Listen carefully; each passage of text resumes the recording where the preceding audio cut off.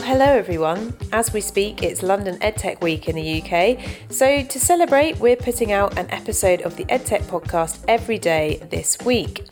You'll be hearing from a mixture of amazing teachers and educators, Ministries of Education, EdTech companies, sleep specialists, and much, much more, recorded all over the world. If you enjoy listening, give us a shout out on Twitter at Podcast Edtech and share the London Edtech Week hashtag Edtech Week LDN. Normal service resumes next week. Enjoy! So I'm here with Sam Rich from E-Limu from Kenya. So welcome, Sam. Thank you very much. Sam, can you tell us a little bit about what the last couple of days have been like for you at Global Education Skills World Forum, who you've been chatting to, and some of the most memorable parts of the last sort of 48 hours? To be honest, I think the most memorable part was there was a great party last night with Rita Ora, and we were all singing along to her. And that was fun, thousands of people, but in this really bizarre setting, because here we are in the middle of like Dubai with all these kind of skyscrapers around. And then there's a teachers conference, and they're giving like the world's best teacher prize out. And then they spent I don't know how much money on Hugh Jackman and Wolverine and Little Mix. And I'm a little bit older. I didn't kind of like know. I had to do some Googling to find out who these people were. Yeah. But then it was fun. We Googled up the lyrics, and then we all sang along. So it was worth it. Yeah. Brilliant. Yeah, so tell me a little bit about E-Limu. Have you been involved in the Next Billion Prize, or are you here just to kind of involve in the EdTech community here? Or So we got through to the finals of the Next Billion Prize, and that for us is important because what we do is we try to teach reading and writing to the first couple of years of primary school kids. And so the more people that know about us, the better for us. Yeah. And can you, so E-Limu, is that an app? Is it a kind of web app? What's the kind of setup? Okay, so E-Limu is, Elimu means education in Kiswahili, so E-Limu is like e-learning, E-Limu. So we were started about 5 or 6 years ago, but what we have now is an Android app and also an app for schools that teaches reading and writing to 6 and 7-year-olds. And the way we do that is we have hundreds of stories that are all written by teachers, and then they're voiced by actors, and then they're illustrated by artists all over the region. And so the child goes in, and then his stories and the words are highlighted in time with the audio. And then after that, they do a set of exercises, they do some comprehension, they do some spelling, they do some letter tracing, and that forms up a pedagogy that is, scientifically shown to improve progress in reading and writing. And how long has it been going for? So we've been doing that for the last 2 years, and we've done that in 5 languages so far. And really what our goals in the next few years are to make literacy apps in mother tongue languages all across Africa. So we're currently piloting in South Africa and piloting in Nigeria as well. From your conversations here, are you sort of in the stage where you're looking for more investment or help with distribution, or what's the kind of useful conversations that you're having? Right. Well, yeah, all of the above really. When we go and do demos with parents, when we go to schools, we see like fantastic take-up. But the thing is we're not big enough to have like a marketing budget. So everything that catches on with us is just like word of mouth. And so we're looking for partners to kind of help us do that distribution more and more.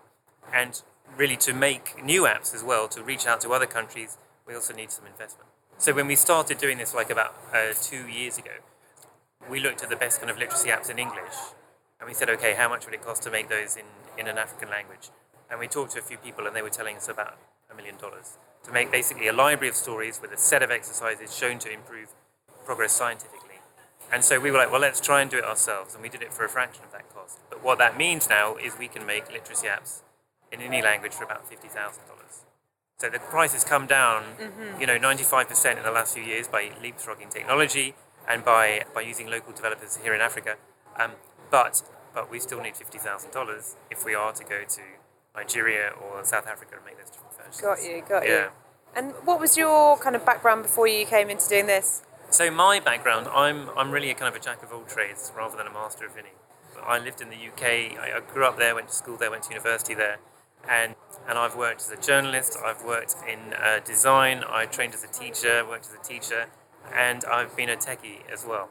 So I wouldn't call myself a teacher, I wouldn't call myself a techie, I wouldn't call myself a designer, but I can at least like talk to all those people. You're like a living embodiment of everyone's projection of what the future of work's going to be like when they talk about that. Yeah, and I feel like I'm also like, I'm not a good example of that as well, because actually what happens in that situation, or what happened to me, is I found that I just ended up being quite good at lots of things, but not like a specialist at anything.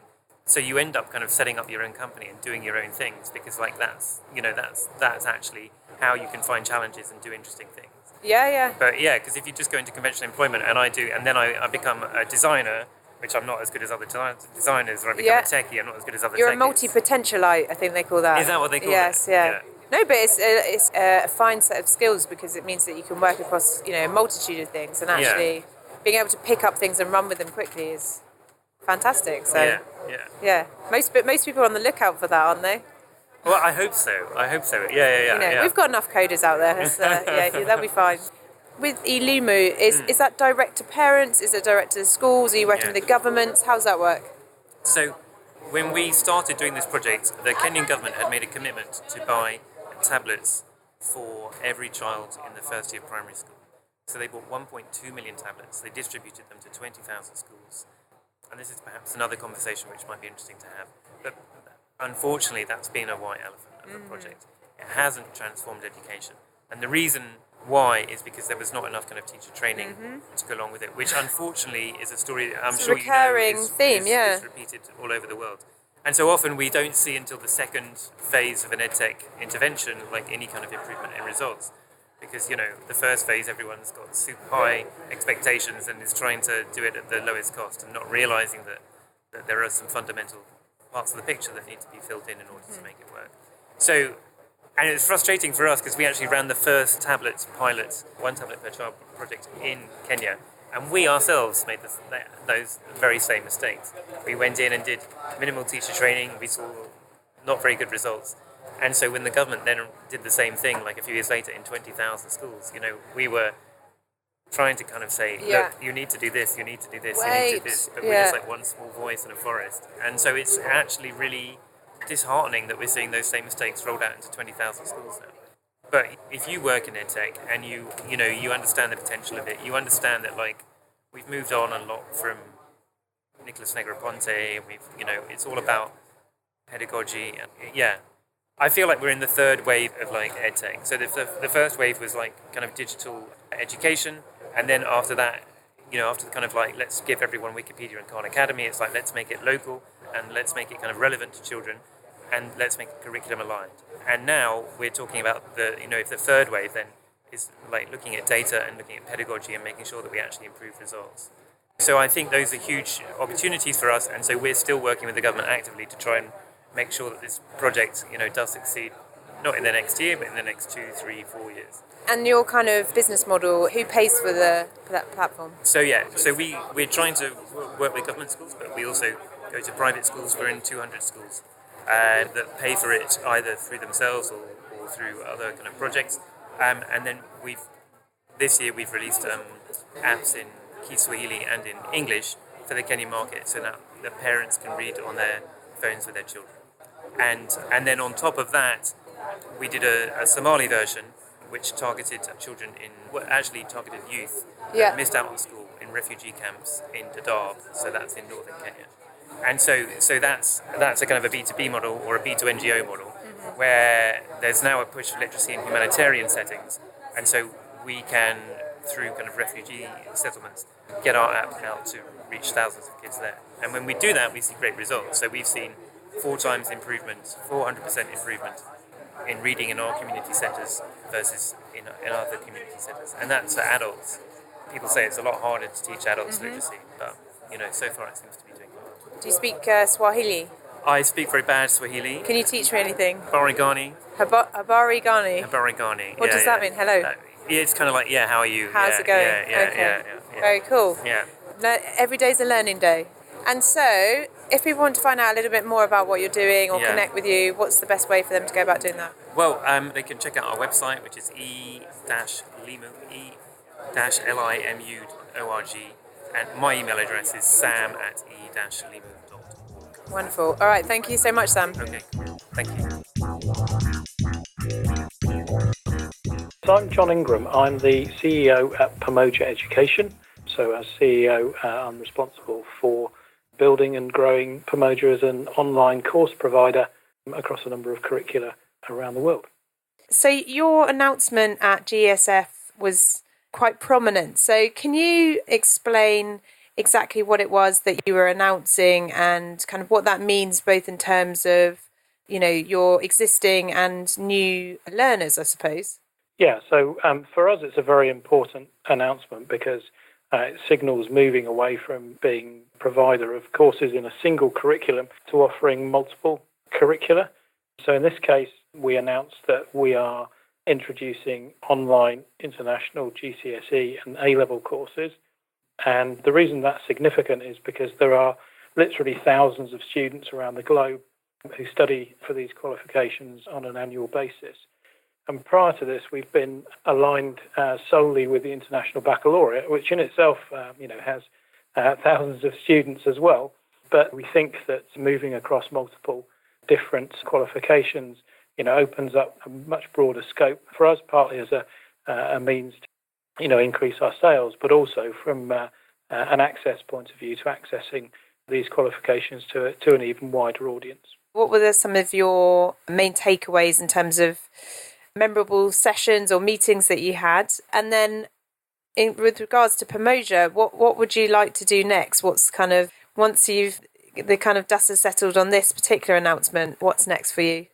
Okay, so I found GSF fascinating as it always is, and a huge celebration of teachers and the value that they bring. I mean, amongst the sessions that I particularly enjoyed, I spent quite a lot of time actually with a number of startups, listening to their pitches and following them through the competition to get to the billion-dollar Edtech, or next billion-dollar Edtech piece. And, I was fascinated by the range of different approaches and technologies, much of which actually wasn't high-tech, which I was interested to see because it's reaching a much wider audience. And I think that's an important thing to get across to decision makers in the process. It's not always the most technologically advanced thing that's going to help the widest audience. Sometimes it's fairly simple technology, on a low budget that can help a much wider audience. Perhaps in some areas of the world that are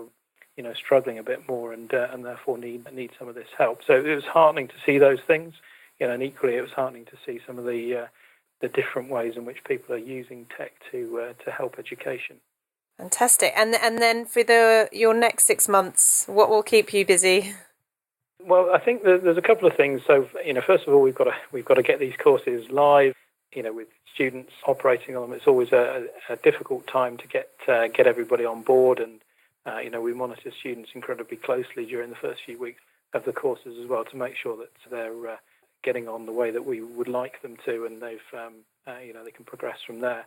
And then I guess the other main piece of the jigsaw is to build up some momentum in some of the markets that we're particularly interested in growing our business in. So those are in China, in Malaysia, in Pakistan, and in India for the Cambridge curricula, but also in the US for the IB curricula. And I'm going to be spending a lot of time, I suspect, in some of those countries, both working with schools to try and diagnose whether our offering is the right thing for that market, but also with distributors and other agents who may be able to help us to find access into those markets as well. So it's going to be a busy time. Busy time. Well, fantastic. Well, thank you very much for your time today, and look forward to sharing this. And good luck with everything. Thanks, Sophie. Hello, this is Dan Goldsmith. How are you? Hi, Dan. How are you? I'm good. Excellent. How was your flight? It's been a whirlwind of a week. I arrived on Monday morning off the red eye, jumped straight into work. And I've been in the UK, Barcelona, wow, Switzerland yesterday, and then back in the UK today. So it's not an issue of jet lag anymore. It's an issue of not knowing sort of what hour or time of the day it is in general. Where I am or who I am. That's right, yeah. Okay, brilliant. Well, thank you very much for taking part in this interview. You've taken over the role as CEO Instructure in the last sort of 6 months. So how's that going, and what's kind of been the main piece of work that you've been doing over the last 6 months? So great question. So first off, I'm having a lot of fun. I couldn't be more excited than to be with a company like Instructure that has such a strong culture and passionate employee base. And I describe Instructure a lot of times as a very mission-oriented company, mission-minded company. It's fascinating to me how throughout our employee base, everyone is very attached to our mission, where we want to help people grow from their first day of school to last day of work. The consumer of education and the model for education has changed fundamentally. So the diversity of the educations that we work with and the people and how they look at education and further development has really exploded over the past couple of years and will continue to evolve, I think, over the next 10 to 28 years as well. That's transformation both in sort of the traditional educational environments, moving into online and digital, which has been a big shift that we've been part of. And then, as you mentioned, the idea of lifelong learning. We're seeing a greater level of attachment for the professional worker going back to school or connecting back to educational experiences than we ever have before. And what's interesting now is that individual students or professionals are not alone in that journey. In fact, we see corporations and academic institutions creating some very meaningful connections between their organizations, making that learning experience much more frictionless than it's ever been in the past. Are there any of those partnerships perhaps with large-scale employers that you would be able to reveal, or are you kind of working on some of those at the moment? Because I'm imagining from an employer perspective, it's just as important to have a platform like Instructure to connect, employees, the learning and development opportunities, and perhaps some external partners, whether those are some of your university customers. It's just quite interesting to think about how those potential partners all fit together. Yeah. So let me talk about that. One of the nice things, the elements of that trend of how the professional individual is going back and consuming learning and education. What's nice about that is it's a trend and ecosystem shift that is happening independent of structure. We're well positioned in being able to support that change, and we're excited about being a supporting player in that change. But that shift is happening. Some examples, ASU and Starbucks is probably one of the most pioneering examples. ASU is expanding their academic platform, and a number of years ago, they announced a partnership with Starbucks to offer education and degree programs to every single Starbucks employee. ASU uses Canvas. They use Canvas for traditional education. They use it for online education. And so when a Starbucks employee is looking to progress in their education and degree programs, they're using Canvas from Instructure. And there's many other examples of this as well. In fact, there was an announcement this week around Disney connecting with the University of Central Florida, where all the Disney employees will have access to education. Yeah, I'm seeing a lot more of these examples pop up, and be interesting to see how they develop. I mean, I completely agree with your point about the ecosystem shifting from perhaps 3, 4, 5 years ago would have quite uncomplicatedly be called Edtech. And now I feel like, whether that's right from the beginning of the chain in terms of investment, the sector sort of turning towards lifelong learning a little bit. And I wonder how much of that is about that opportunity, but also about the kind of sustainable revenues and that kind of thing, because it can be a difficult marketplace to work within as well. It is. And so if I broaden the aperture for a second and think about what are the dimensions driving this change within the market right now, it's actually the perfect storm in a positive way of change for this ecosystem shift.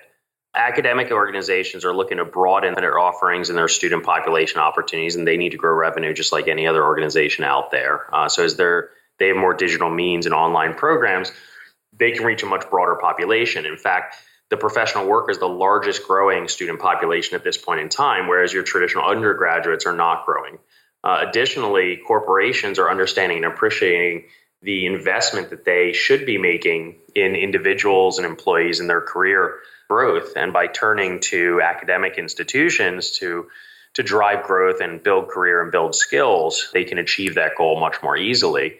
And then overall, when we look at the broader marketplace, we're seeing a major change and revision of those academic programs to make sure that academic institutions can connect the outcomes to the workplace in a much more meaningful way. Globally right now, we have a marketplace of jobs that is massive and growing and changing rapidly. And we don't have enough workers sort of with the right skills in the marketplace to address that job demand. And drilling down into the sort of specifics of what you will offer the sort of learning and development community or more on the corporate side, do you have some view on the types of products that you will be able to support them with? Yes, that's been an evolution for us as well. In fact, even though we started with our primary focus being on education and providing the LMS into education, about 3 years ago we came to market with Bridge with a similar mindset of providing a learning management solution to the corporate space.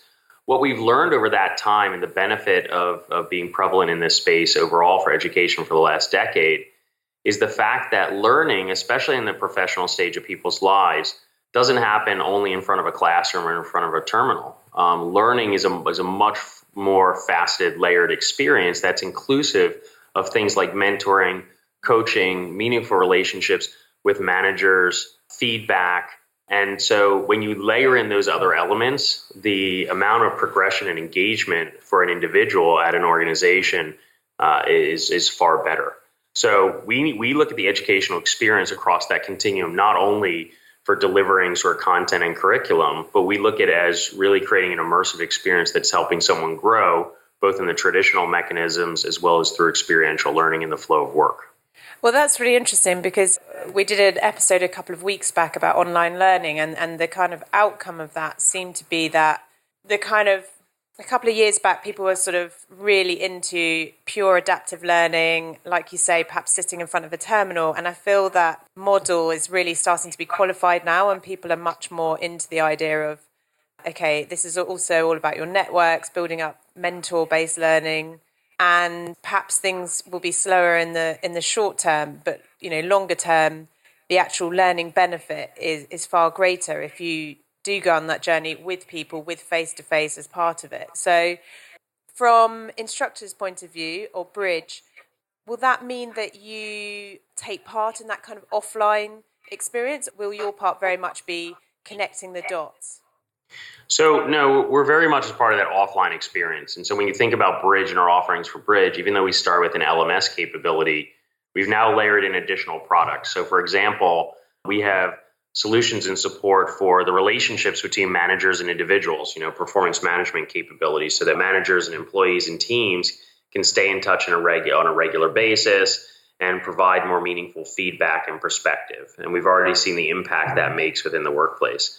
We've also incorporated video-based learning and feedback. So we have a phenomenal capability where employees can actually practice skills, whether it's presentation skills or different discussions, different type of things. And that's being used in a wide variety of ways. For example, we have a customer that is a home security company, and they use video-based learning in the field where their techs can record themselves installing alarm systems, and then it automatically shares out to experts across the globe, other people in the company that can then give feedback on the video of what they're doing and what they're performing on. So it's these phenomenal dynamics of learning that just haven't existed before. On top of that, we've created a platform for mentoring and connections, career growth and progression. And we're also layering in more employee sentiment and feedback as well into the Bridge platform. Fantastic. If people are listening in and they've yet to meet you on your journey across Europe, let's find out a little bit about you. So once you're off of these myriad of plane flights, what do you enjoy to kind of wind down, and how do you relax? So I have 3 daughters. They're 15, 12, and 9, and they keep me busy at all times. So there's not a lot of downtime for me. But Sophie, I've been very blessed and fortunate throughout my career to have tremendous experience and successes. I started working internationally across the globe when I was about 21 years old as a developer, and just have been really fortunate with the opportunities that I've been afforded. And so a lot of my motivation at this point in time is around give back. And so the opportunity to join Instructure and impact people's lives, I consider myself very, very lucky to be in this position. And so at work, I enjoy working with so many amazing individuals within our employee base and within our customer base, understanding and appreciating the impact that we can make. And that's a lot of my motivator. And then outside of work, I focus a lot on family and seeing what impact I can make there, and navigating teenagehood with 3 daughters and hoping I can survive. I hope you survive as well. Just finally, we always ask our guests if there are any books, resources, people that sort of have inspired you, whether that's recently or things that you return back to that you'd like to share with our listeners. So, yeah, anything that you've kind of found useful to tap into. Let's see. From a book's perspective, I've always been a big believer in The Innovator's Dilemma, which is sort of a classic book that talks about how businesses really needing to understand how the things of the past were maybe not as innovative as they were at that time, and they need to continue to reinvent themselves. So that's a fantastic book for any business person or business leader. I'm also at the stage in my career, so we talk about our mission and Instructure as first day of school and last day of work. I have a slide that I use in a presentation now from time to time that is this pictorial view. It's sort of my e-portfolio. We do, around my experience over the years and thinking about, what has impacted me in my life and helped me along this journey.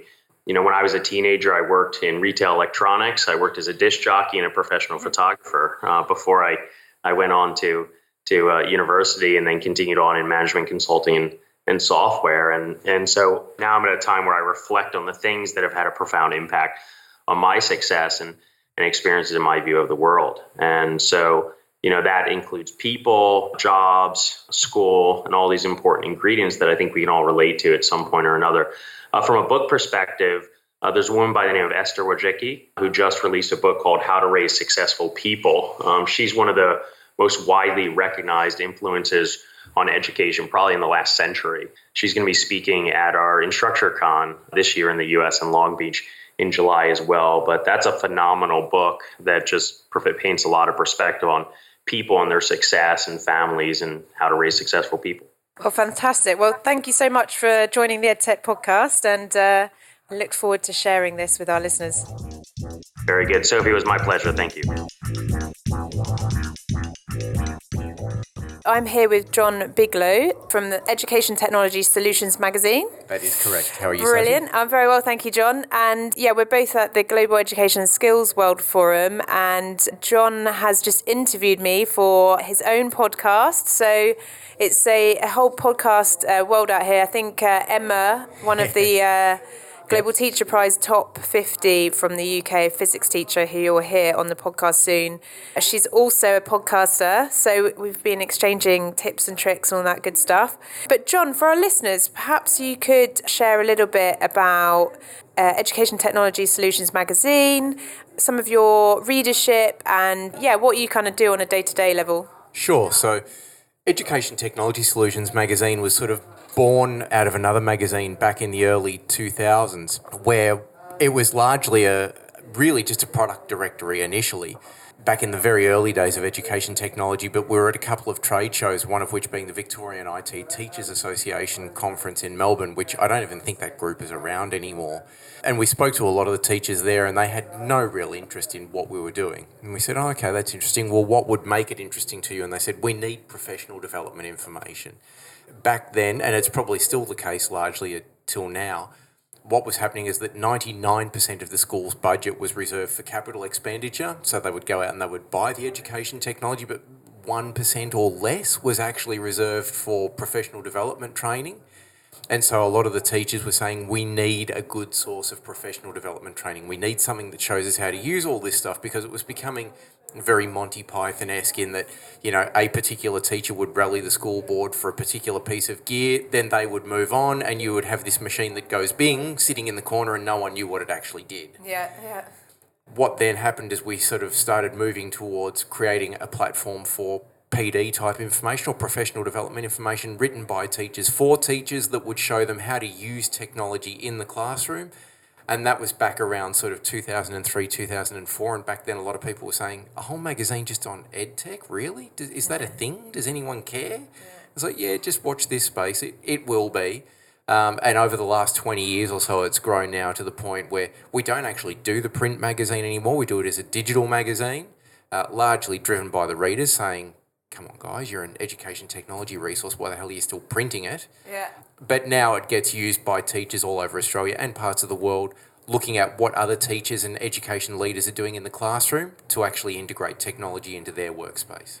Does your content cover the adult and vocational space as well, or is it all K-12? We're largely K-12, so we do the odd parts here and there for higher education, but primarily it's all K-12, and even when we say K-12, it's mainly primary to year 12. We don't do a lot of the kindergarten stuff either.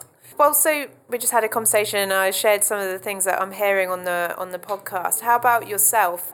Are there any kind of main things that are coming out about education and EdTech across Australia?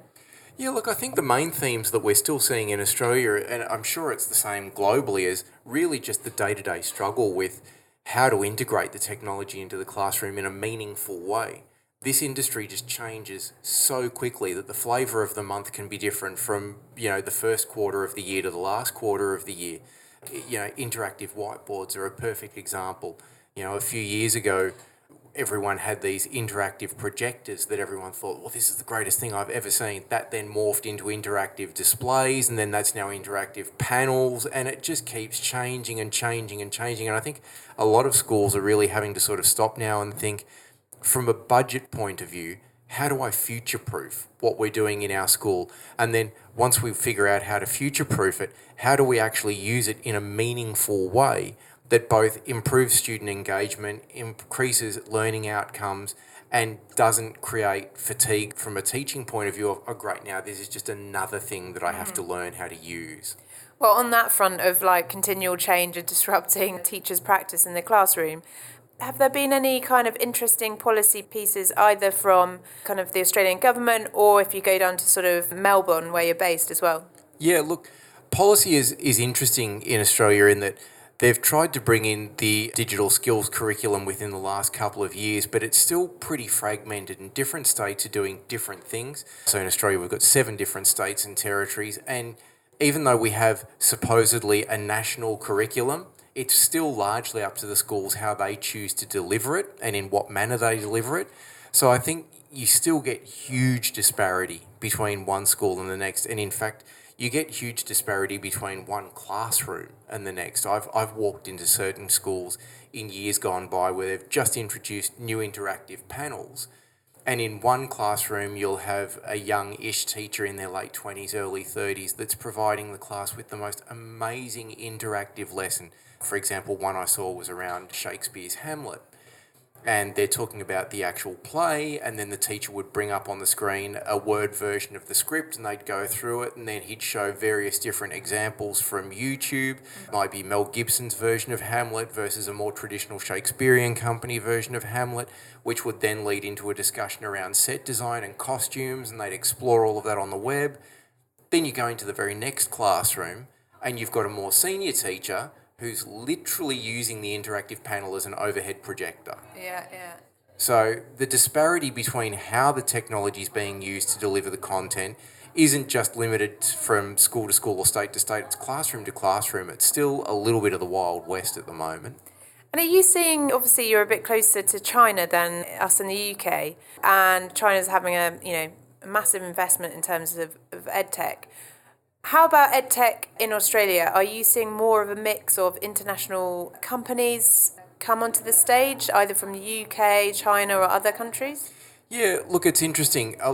Most of the technology that we see in Australia, apart from potentially some of the software, you mentioned some of the learning management systems in the podcast that we did previously, and one of them might be, say, Schoolbox out of Australia, which is a locally based software developer. That can be more local, but when you're talking about the physical hardware itself, it's all the multinationals, all the typical players that you would expect to see, like your BenQs and your Epsons and your Kyocera's and these sorts of people, just because as a nation, we don't manufacture anything. Everything comes out of China or Taiwan or whatever it may be, and so all of those big players, the same sorts of people you would expect to see at BET every year, are all the people that you will get in Australia. Okay. If people want to find out more about your magazine and your podcast as well, is your podcast on iTunes? Where's the best way? So it will be on iTunes at the end of, we're at the Global Education and Skills Forum at the moment, and when we get back, it's funny, we started doing podcasts, I mentioned this to you earlier, about 10 years ago, and then we stopped doing them because everyone just went, podcasts, what's that? now again it's become so popular that we're launching it again. So if they go to www.educationtechnologysolutionsmagazine.com, they'll find the magazine there. It's available online as a digital magazine, and that's where we'll be launching the podcast as well as through Spotify, iTunes, Google Play, and all the usual suspects. And have you got a title for the podcast yet? It'll be the Education Technology Solutions Podcast. Okay. Yeah, it's a really long title. We're trying to figure out a way to cut it down. All right, awesome. Well, thank you very much, John. Thank you.